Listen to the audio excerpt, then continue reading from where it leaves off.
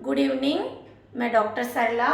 आज का हमारा जो टॉपिक है वो आरएस का है। आरएस में भी हम राजस्थान के जीके को लेंगे और रीजनिंग के लेंगे कि किस तरह के राजस्थान के जीके से क्वेश्चन आते हैं और रीजनिंग के किस प्रकार आते हैं।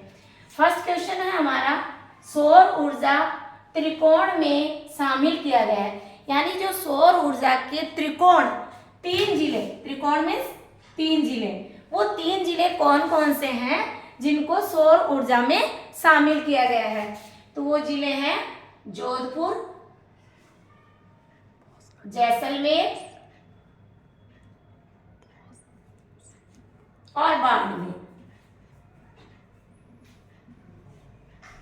अब देखिए, वेरी मोस्ट क्वेश्चन है दूसरा भी। पहले आज सेकंड नंबर वाला क्वेश्चन आरएस में आ चुका है। सबसे बड़ी सौर वेधशाला कहाँ स्थापित की गई है? हमारे जो राजस्थान में है वो सबसे बड़ी सौर वेधशाला की बात करें तो फतेह सागर झील है, और वो झील है उदयपुर जिले में। क्लियर?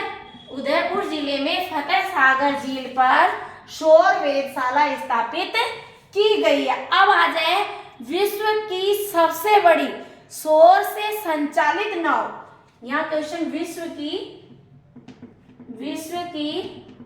सबसे बड़ी सौर से संचालित, सौर ऊर्जा से संचालित नाव, वो भी उदयपुर जिले में है। और वो उदयपुर जिले में कौन सी है झील पे है? पिछोला झील पे। ये ध्यान रखना, पिछोला झील पे। क्लियर? विश्व की सबसे बड़ी सौर ऊर्जा से संचालित जो नाव है वो कहाँ पे है? उदयपुर डिस्ट्रिक्ट में ही है, लेकिन पिछोला झील पे है। और यहाँ क्वेश्चन पूछा जाए कि सौर वेधशाला, जो सौर वेधशाला है वो फतेह सागर झील है, वो उदयपुर डिस्ट्रिक्ट में है। क्लियर? क्वेश्चन थोड़ा सा घुमा के दिया जाता है, बाकी कठिन कुछ भी नहीं होता है।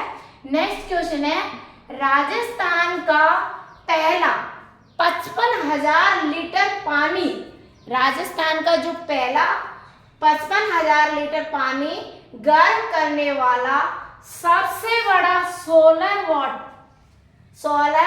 वाटर हीटर कहाँ स्थापित किया जाएगा? वेरी मोस्ट क्वेश्चन है। सोलर हीटर तो ये बिड़ला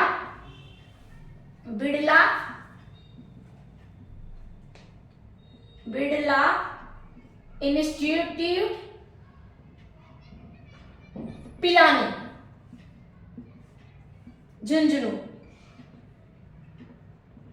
बिड़ला इंस्टीट्यूट पिलानी, झुंझुनू। ये भी संभावित क्वेश्चन है, आरएस में आ सकता है। देश का पहला, यहाँ क्वेश्चन समझना, देश का पहला सबसे बड़ा, विश्व का अपनी तरह का पहला सौर ऊर्जा संयंत्र स्थापित किया जा रहा है। देश का तो पहला, ठीक है, सबसे बड़ा विश्व स्तर का, जिसमें विश्व स्तर पर बनाया जा रहा है, उसे उस मॉडल पर आधारित अपने यहाँ सौर ऊर्जा संयंत्र राजस्थान में कहाँ स्थापित किया गया? मथानिया, जो जोधपुर डिस्ट्रिक्ट में है। बताइए रटने की कहाँ आवश्यकता है? डिस्ट्रिक्ट वाइज से आप प्रत्येक डिस्ट्रिक्ट के 50-100 क्वेश्चन छोटे छोटे बना लो, फिर कॉन्सेप्ट क्लियर कर लो। कथन और उसमें आते हैं तो कठिन कहीं नहीं होता है। क्लियर? मथानिया जोधपुर में। राजस्थान में नई सौर ऊर्जा नीति जारी की गई थी। तो हम राजस्थान में जो नई सौर ऊर्जा नीति की बात करें, राजस्थान में नई सौर ऊर्जा नीति की बात करें तो बहुत ही महत्वपूर्ण क्वेश्चन है ये नीतियों से, क्योंकि राजस्थान एक पहला स्टेट है जिन्होंने सौर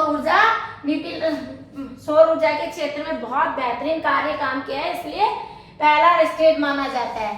तो राजस्थान में नई सौर ऊर्जा नीति कब लागू की गई थी? तो ये 8 अक्टूबर 2014 को।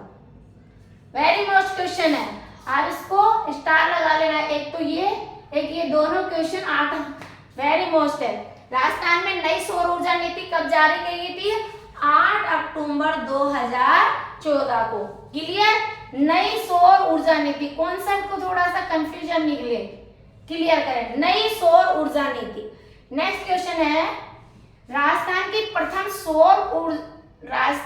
प्रथम सौर नीति। अब ये क्वेश्चन क्या पूछा है, यहाँ तो नई सौर ऊर्जा नीति और ये प्रथम सौर नीति। अब प्रथम सौर नीति की बात करें, राजस्थान की प्रथम सौर नीति, तो ये अप्रैल 2011 में, अप्रैल 2011 में, डेटा थोड़ा याद कर लें। तो राजस्थान की प्रथम सौर नीति लागू करने वाला राज्य कौन सा है, ये राजस्थान है। राजस्थान पूरे भारत में प्रथम स्थान रखता है सौर नीति के क्षेत्र में, सौर ऊर्जा बहुत ही बेहतरीन काम हो रहा है। नेक्स्ट क्वेश्चन है आरएस लेवल का, ये जो भारत 2023 की बुक से लिया गया क्वेश्चन है, बहुत ही महत्वपूर्ण क्वेश्चन है। जननी सुरक्षा योजना के संबंध में निम्नलिखित कथनों पर विचार कीजिए। देखिए आरएस और आईएएस लेवल में इस तरह के क्वेश्चन दिए जाते हैं, पहला कॉन्सेप्ट दिया जाता है और उसके कंक्लूजन दिए जाते हैं, स्टेटमेंट दिए जाते हैं और उनके आधार पर ही स्टेटमेंट लिए होते हैं। तो जब हमारा कॉन्सेप्ट क्लियर होता है तो हमारे जो कंक्लूजन है वो एकदम क्लियर हो जाते हैं, वो गलत भी नहीं जाते हैं। तो जननी सुरक्षा योजना के संबंध में निम्नलिखित कथनों पर विचार कीजिए। अब देखिए पहला कथन है, जो पहला स्टेटमेंट क्या दिया है, ये राज्यों के स्वास्थ्य विभागों की एक सुरक्षित मातृत्व योजना है। ये राज्यों की नहीं होकर ये किसकी है, सेंट्रल की, केंद्रीय की। तो ये तो स्टेटमेंट यही गलत हो गया। दूसरा देखते हैं, इसका उद्देश्य गरीबी, जो गरीबवती महिलाएं, गरीब नहीं है ये, गरीब है, गरीब गर्भवती महिलाएं, इसका जो उद्देश्य है गरीब गर्भवती महिलाओं के मातृत्व तथा नवजात शिशु मृत्यु दर में कमी लाना। जो गर्भवती महिला है, गरीब है, उनके मातृत्व और जो नवजात शिशु है उनकी जो डेथ है उस पर कमी लाना, कि इनको प्रोटेक्शन सही तरह से दिया जाए। तो ये फैक्ट हमारा सही है। थर्ड है लक्ष्य गर्भवती महिलाओं के लिए स्वास्थ्य केंद्रों में प्रसव को बढ़ा देना। ये भी हमारी जो ये जननी सुरक्षा की स्कीम है कि जो प्रसव है घर पे न होकर हॉस्पिटल में हो, इससे डेटा सुरक्षित रहते हैं, डेटा कलेक्शन में भी कोई नहीं होती है और जिसका सही डेटा एक्यूरेसी होता है, जिससे हमारे जनसंख्या के बारे में फैक्ट आंकड़े मिल सके। फोर्थ, तो हमारा ये थर्ड ऑप्शन भी सही है।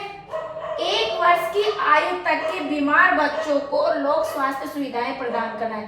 1 वर्ष ये कहीं नहीं है, 1 वर्ष यहाँ जहाँ शिशु से लेकर आज वहाँ की गर्भवती और वो प्रसव तक उनको गवर्नमेंट जननी सुरक्षा योजना तक प्रोटेक्शन देती है। तो हमारा स्टेटमेंट में सेकंड और थर्ड, तो सेकंड और थर्ड ऑप्शन में कौन सा है, 2 और 3 है, ये हमारे इधर दिए होंगे। फर्स्ट ऑप्शन में 1 और 2, सेकंड में 2 और 3, थर्ड में ऑल सभी हो तो, और फोर्थ में ओनली फर्स्ट और 3। तो इस तरह के आते हैं, तो हमारा आंसर जाएगा सेकंड नंबर। 2 और 3 हमारे जो डेटा है वो सही है, जो स्टेटमेंट के आधार पर ये सही है। क्लियर। अब देखिए हमारा जो नेक्स्ट है वो रीजनिंग का है। रीजनिंग का सवाल है 9, फिर अनुपात में देखा 89, 8, 9, समानुपात 8 और ये क्वेश्चन मार्क चिन्ह। तो ये क्वेश्चन मार्क चिन्ह है वो मतलब आपको श्रृंखला पद्धति का क्वेश्चन है। सीरीज श्रृंखला होती है, सीरीज में, मैथमेटिक्स में नहीं है, ये रीजनिंग का सवाल है। और रीजनिंग में आपको जो रीजनिंग में जो दिया जाता है उसमें क्या होता है कि श्रृंखला पद्धति के क्वेश्चन 1 या 2 आते हैं।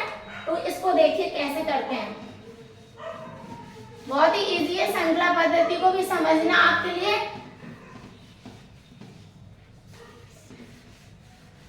और आपको अच्छा लगे तो लाइक भी करें, शेयर करें, ताकि और भी स्टूडेंट लाभान्वित हो सके।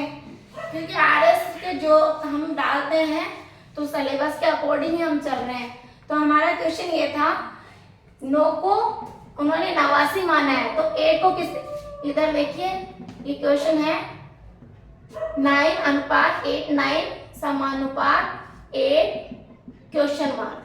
अब देखिए ऑप्शन दिया है 88, 89, 49 और 4 में none of these. None of these का मतलब है उपरोक्त में से कोई नहीं। अब देखिए उसने 9 को 89 लिखा है। अब हम देखिए 9 का वर्ग करते हैं तो 81 आ जाते हैं। क्लियर।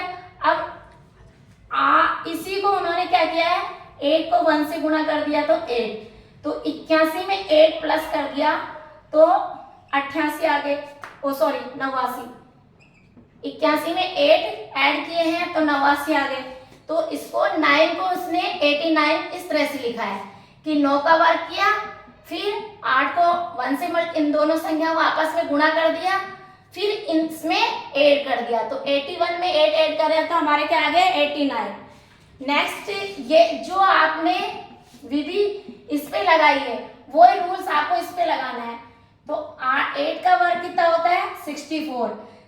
इन्होंने कहा इसको गुणा, दोनों को बीच में गुणा कर दिया तो 24, 24 तो 64 और 24 कितने हो गए 88। तो हमारा ऑप्शन में 88 है। यस, तो इसका मतलब ये फॉर्मूला इस पे लागू है।